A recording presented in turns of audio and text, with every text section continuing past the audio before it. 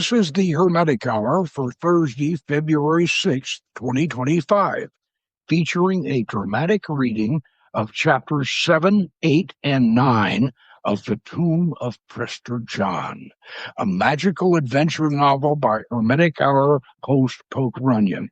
The protagonist of the story is the same Indiana Jonesish anthropologist that Poke created and portrayed in his film Beyond Lemuria, where we saw Doc Roland exploring the ruined city of Nan Modal. In this new adventure, Roland and his beautiful belly-dancing lady archaeologist Sophie Iskandar go in search of the fabulous tomb of the legendary priest king Prester John.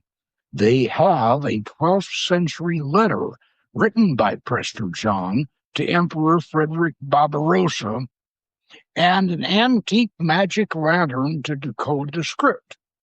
They know the tomb is located somewhere in eastern Turkey, but Sophie must evoke the prophetess Jezebel in a full moon ritual dance. Throughout their adventure, they are stalked by Sophie's former lover, Khalil ibn Iblis, a terrorist who believes he is the reincarnation of Hassan Sabbah and has revived Sabbah's medieval cult of the assassins. First 6 chapters are already recorded and in our archives, and we will be continuing this year on the Hermetic Hour. So let's get right into the synopsis for everything that goes before what we're going to do tonight. Now, Prester John was a legendary Christian warrior king in Central Asia during the medieval crusade. He was supposedly very rich and very powerful. The church in Rome and the European monarchs tried to reach him for financial and military support in defending the Holy Land against Saladin, but Prester John could not be found. Then, in 1165, the Pope in Rome and Frederick Barbarossa, the Emperor of Germany, and the Emperor of Byzantium all received identical copies of a letter from Prester John. The letter described his vast wealth and power, but did not offer any contact information. It was soon forgotten. The letters disappeared except for the one to the Emperor of Byzantium. Then, after a few years, a traveler came back from the east with a strange artifact, a magic lantern called the Lamp of Truth, which he claimed would break the code in Prester John's letter and reveal where Prester John's tomb and treasure were located.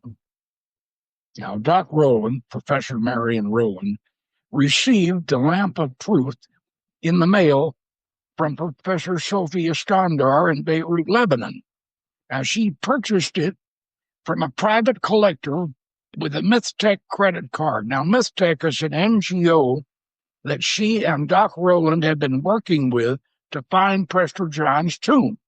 Mythtech is headed by the sinister billionaire Victor Pelescu, whose activities are monitored by CIA agent Smedley, who served in Army Special Forces with Major Doc Roland.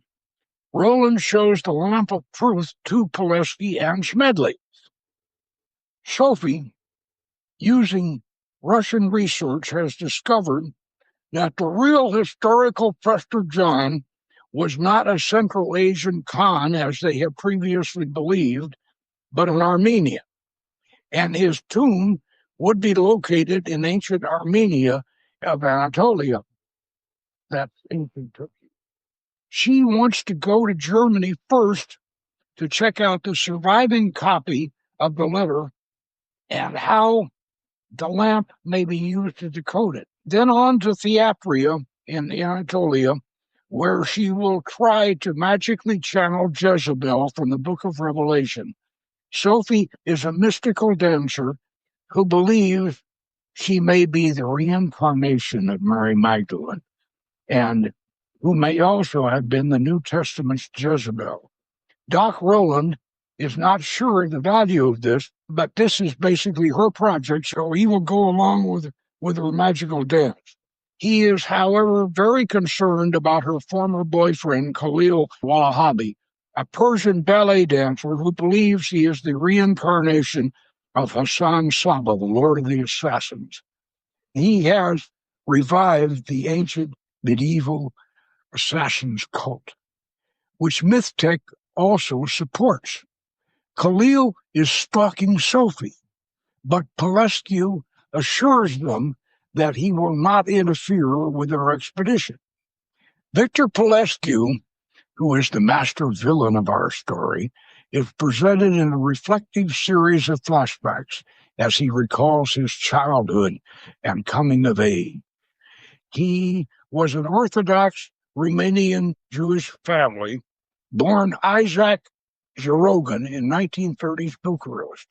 He is raised and educated by his uncle Simon, who is a Frankish rabbi, and in 1939 he follows in his uncle's footsteps, converts to Catholicism, and tries to join the Nazi Party. His parents have already been arrested and sent to the camps. Isaac is also arrested, and the best his Catholic Nazi uncle Simon can do for him is to get him a job as a Sonderkommando in the camps, one who salvages valuables from dead bodies. Isaac yanks his parents' gold teeth out of their decaying jaws with pliers, but at least he survives the Holocaust. He changes his name to Victor Palescu and goes on to become an international financier. At age 75, he has invested in a form of immortality, child trafficking for vampirism. He sponsors farms where human children are raised as blood cows. He also funds anti-cultural and terrorist group activities with MythTech. He created MythTech to short-stop the discoveries of Ice Age civilization before they could discredit Marxist historical philosophy. And now back to Doc and Sophie. In Germany, they visit the museum and obtain a photostat of the Barbarossa letter that is exactly sized to the lamp's copper sleeve. In the luxury hotel's hot tub, Sophie tells Doc the whole story of her association with Khalil. First, she has to reveal the problem she has with her parents. Her mother was Swedish, a dancer, hopefully a ballet dancer, who became a nightclub chorus girl. She trained as a ballet dancer, but had been too robust for the fine art. So she tried to raise Sophie to be a danseuse, but Sophie was also too voluptuous and had to settle for belly dancing. Her father had been a Catholic priest and a college professor who hated her mother because he had gotten her pregnant and she had forced him to marry her. And he managed to keep his teaching position, but he blamed her for his defrocking and considered both the mother and the daughter to be vessels of evil.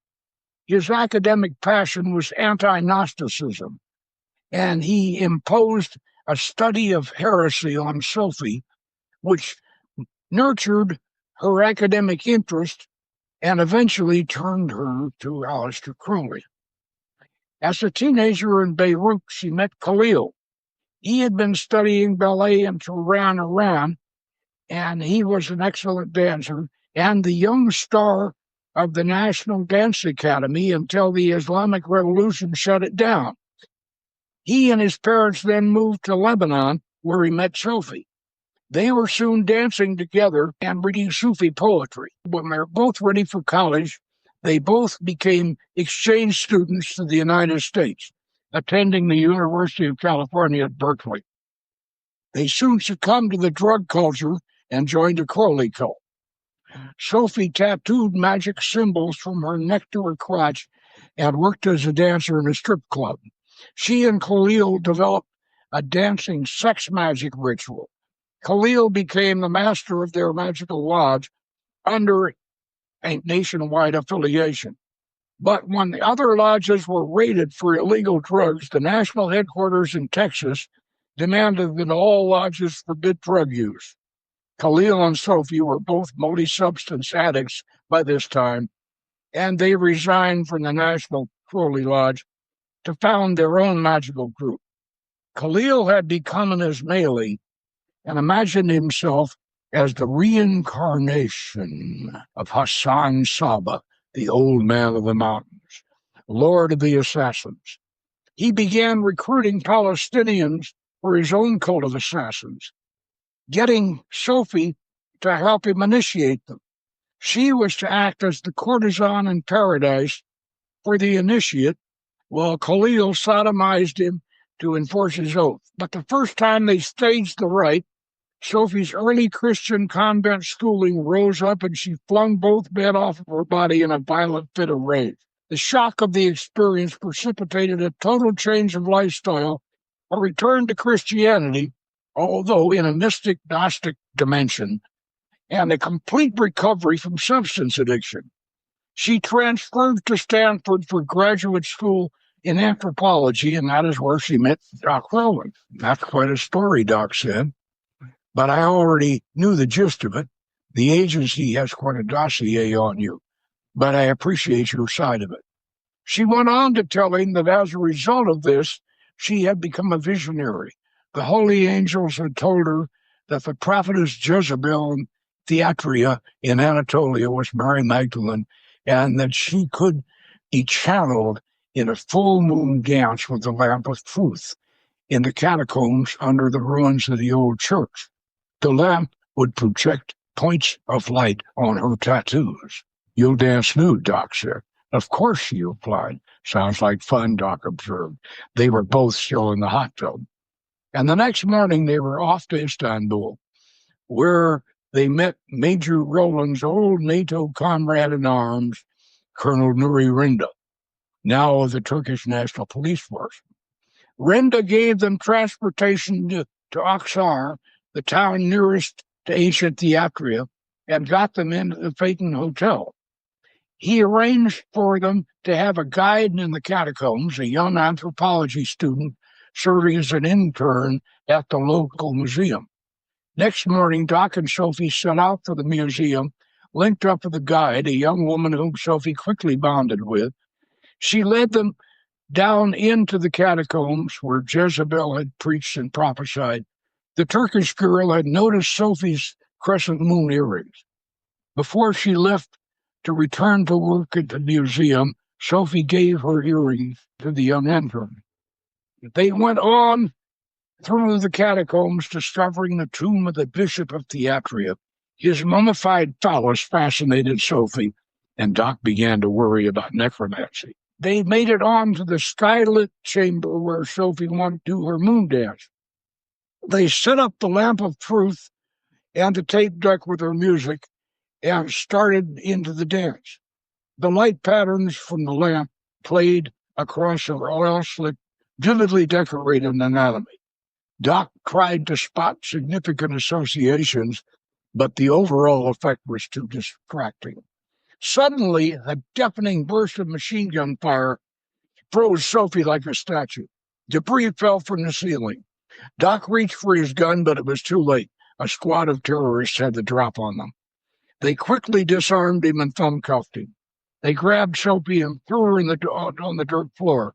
A muffled voice that must have been Khalil said, "Now these initiates will have their maiden in paradise, and Hassan Sabbah will administer Satan's binding thrust."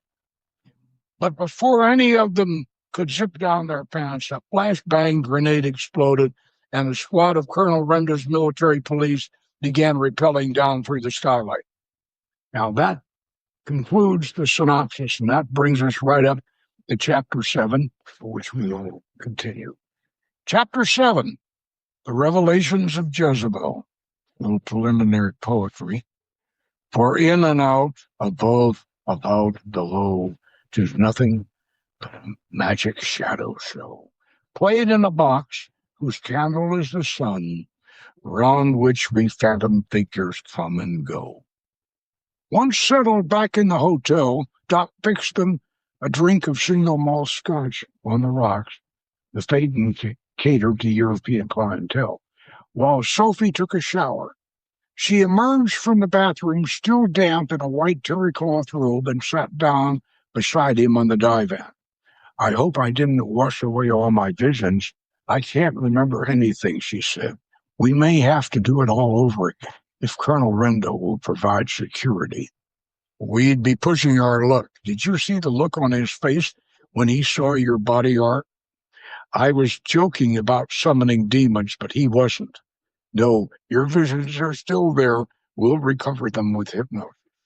After they finished their drinks and cigarettes, Doc sat the lamp of truth on a side table and sat Sophie on a chair facing the lamp, which he lit and set in motion. He took the robe off her shoulders and brought it down to her waist, asking her to sit up straight and breathe deeply while concentrating on the lamp. He then directed her consciousness through her body, starting with her feet to her toes, relaxing all the muscles, tendons, and ligaments, all the way up to the backbone, up to her neck, down her shoulders, arms, and hands, until she was completely relaxed and still sitting erect. He placed his fingertips on the solar symbol of the heart chakra tattooed on her chest and said, "Breathe in the golden light of the sun."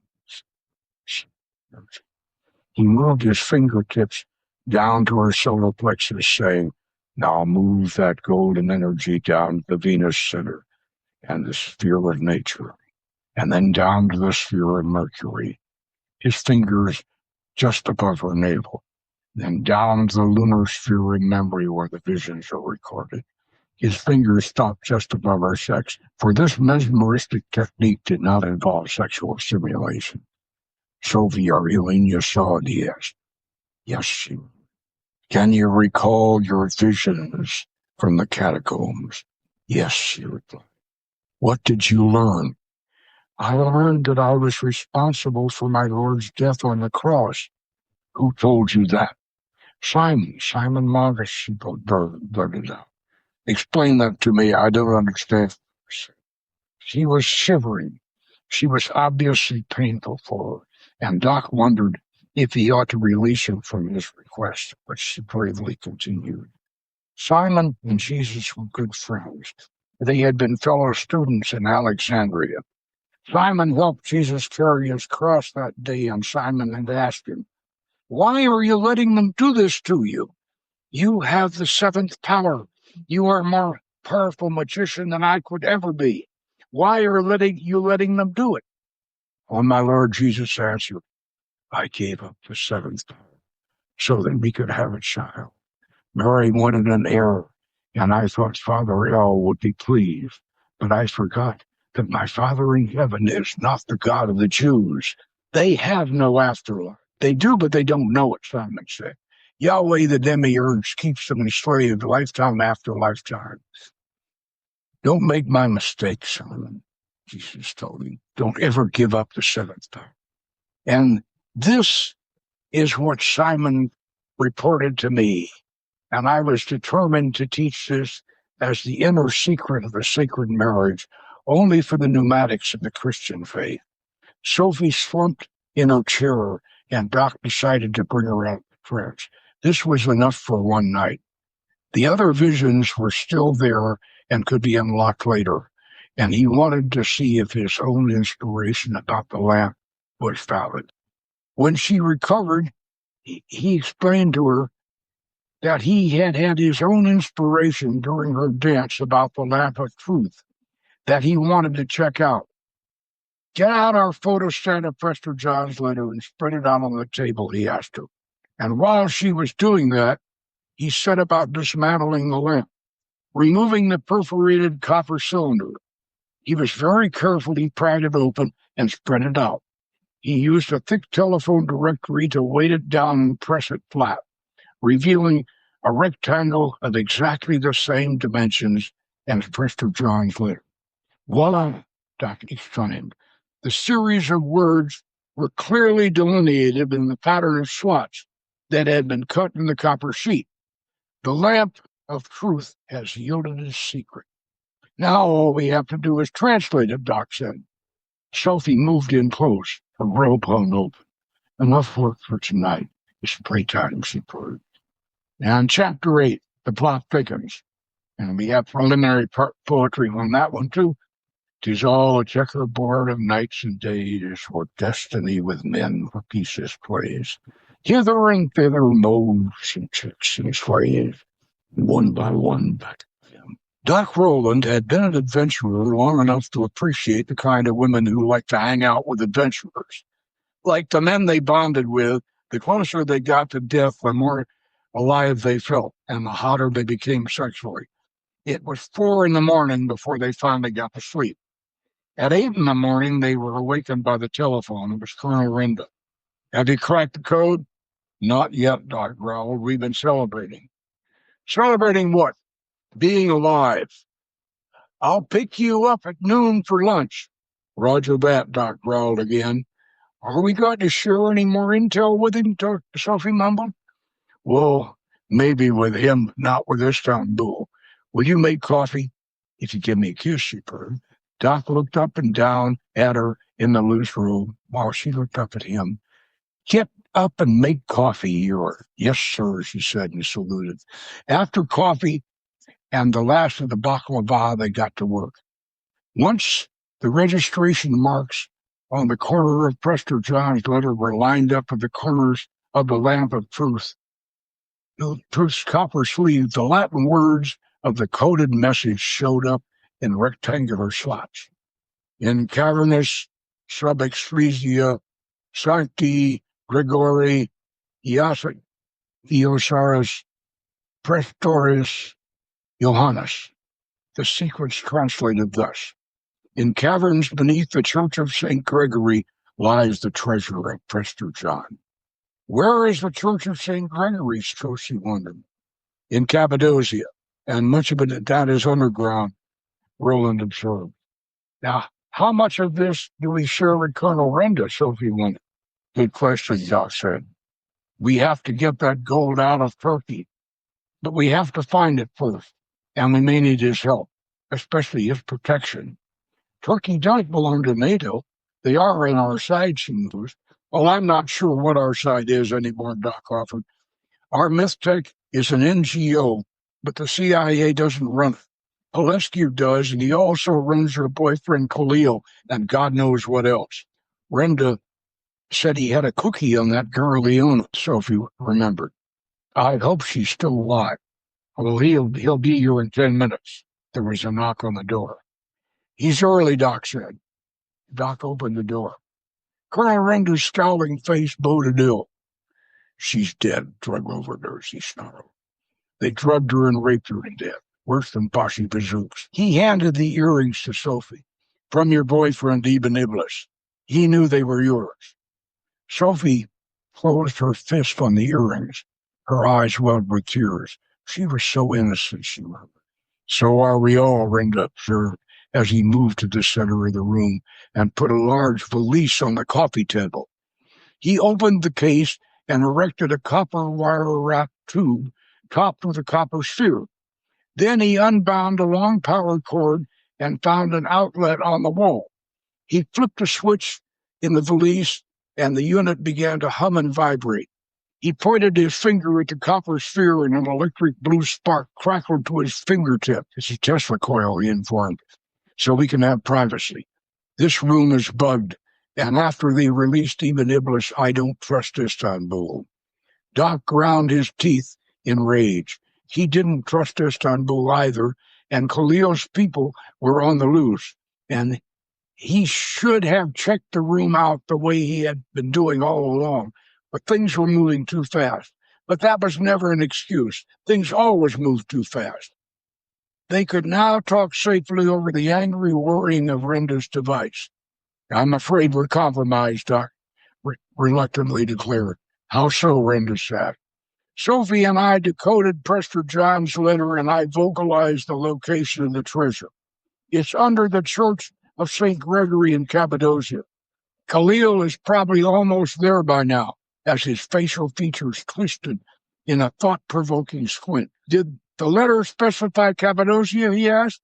No, just the Church of St. Gregory, Doc said. Renda began to chuckle.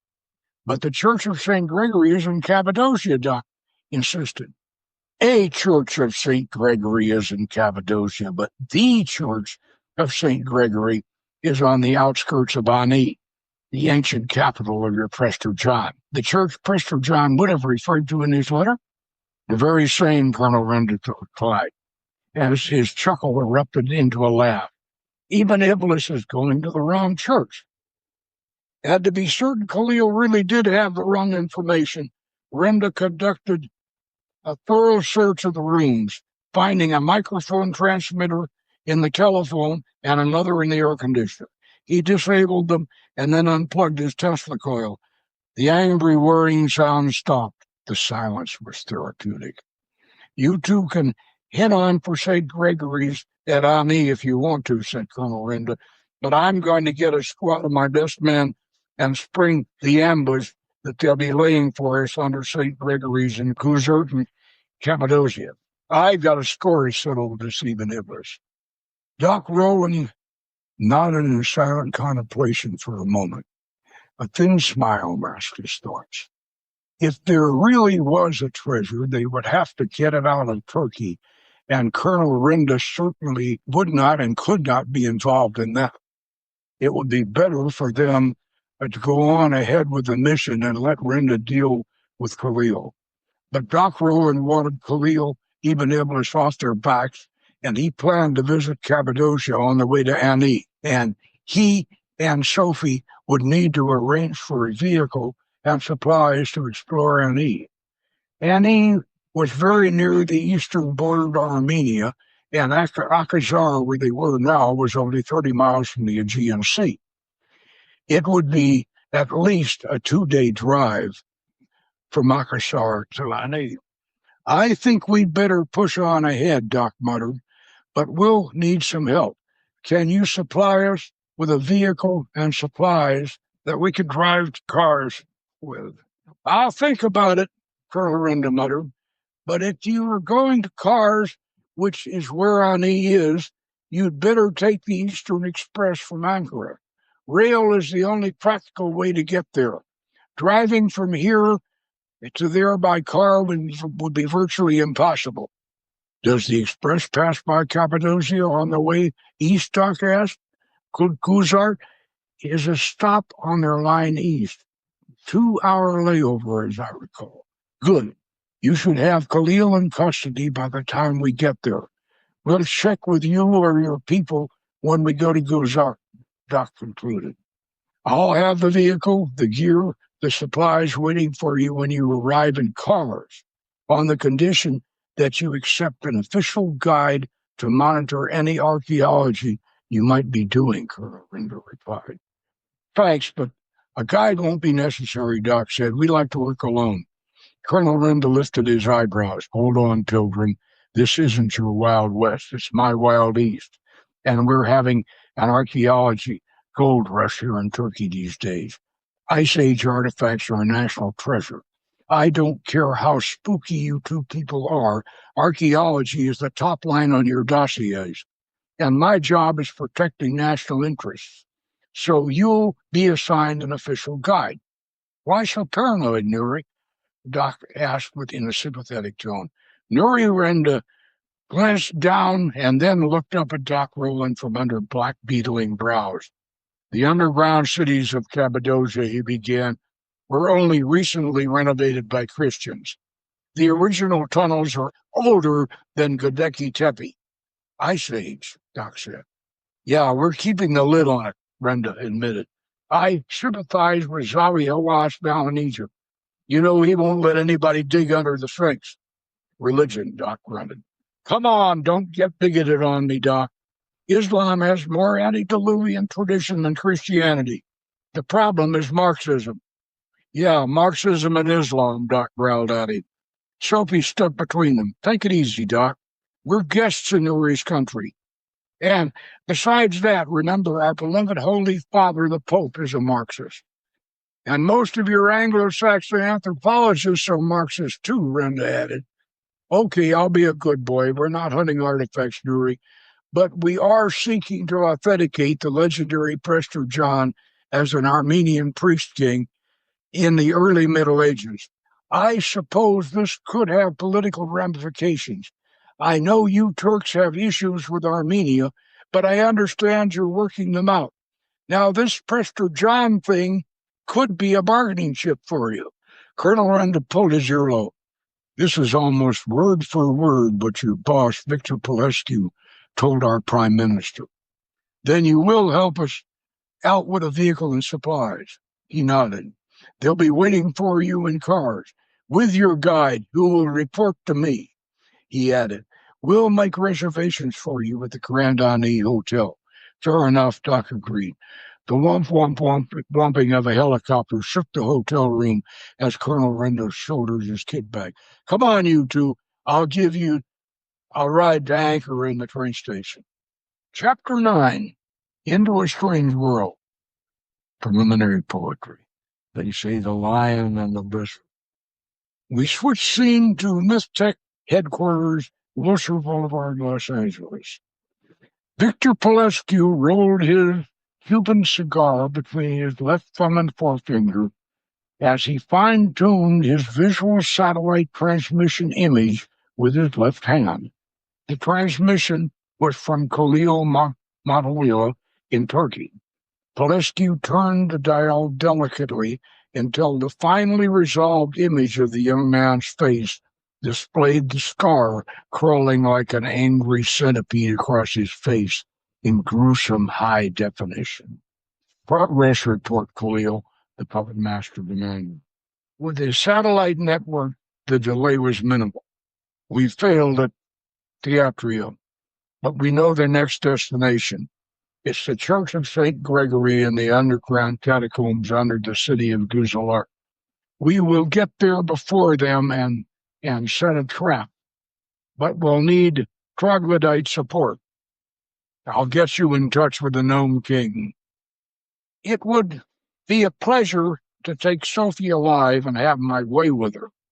What is your pleasure with Dr. Roland?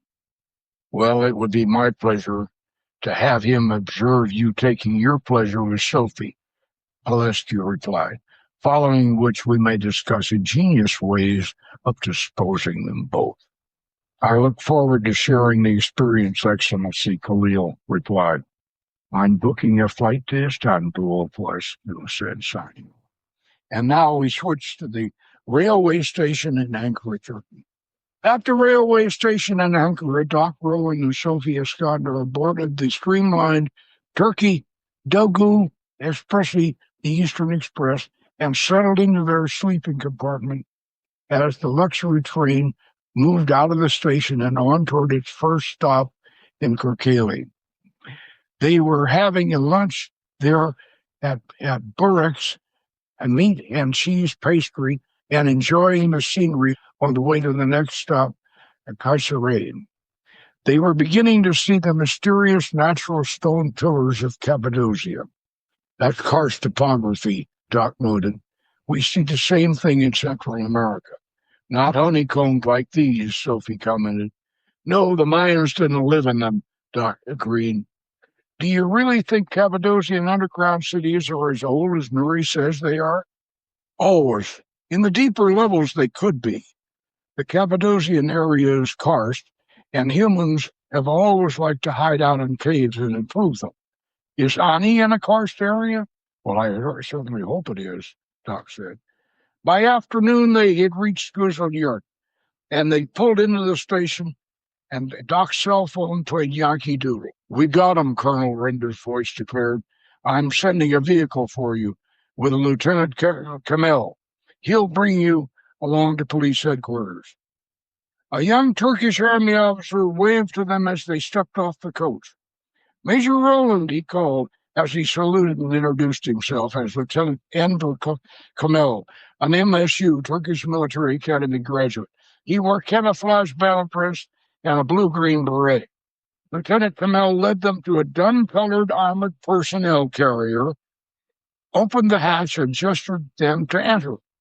Doc Roland climbed in and found himself staring into the bearded face of another blue-beret battle-dressed soldier. But this one had a scar on his cheek that looked like a scarlet centipede. Below his bearded chin was the muzzle of an MP5 submachine gun. "We meet again, Major Roland," Khalil ibn Iblis drawled. Sophie voiced something very unladylike. And there we conclude for this evening's broadcast, and hopefully we'll have another chapter ready for you. Perhaps not next week, but very short. And we'll see you next week. And good night.